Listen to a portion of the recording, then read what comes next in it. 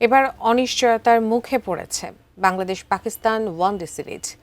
সূচি অনুযায়ী আগামী 11, 13 এবং 15 মার্চ হওয়ার কথা বাংলাদেশ পাকিস্তান 3 ম্যাচের ওয়ানডে সিরিজ। কিন্তু পাকিস্তান দল কি সঠিক সময়ে বাংলাদেশ সফরে আসবে? বিস্তারিত জানাচ্ছেন বদিউজ্জামান মিলন। মধ্যপ্রাচ্যের সংঘাত নাড়িয়ে দিয়েছে গোটা দুনিয়া। এর প্রভাব পড়ছে ক্রীড়াঙ্গনেও।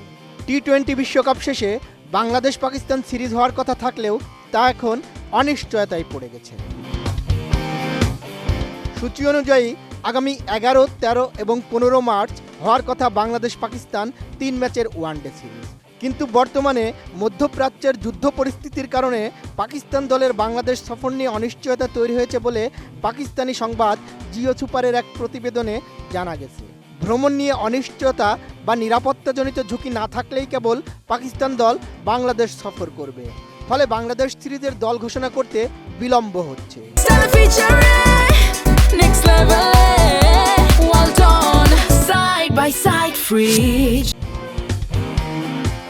8 মার্চ আহমেদাবাদের নরেন্দ্র মোদী স্টেডিয়ামে হবে এবারের টি-20 বিশ্বকাপের ফাইনাল।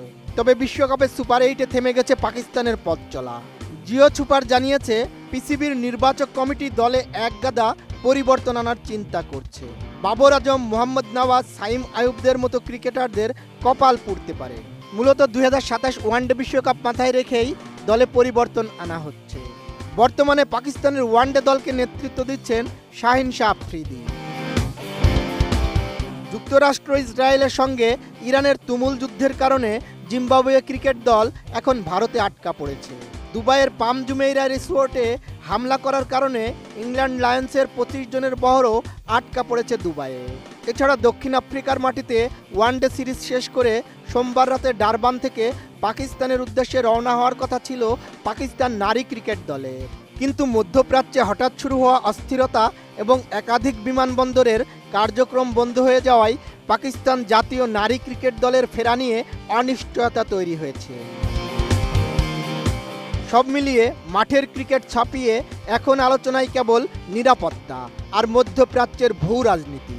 পাকিস্তান দলের এই সম্ভাব্য সফর কি শেষ পর্যন্ত আলোর মুখ দেখবে, নাকি ক্রিকেট সমর্থকরা আরও কিছুদিন অপেক্ষায় থাকবেন পিসিবির চূড়ান্ত সিদ্ধান্ত জানতে?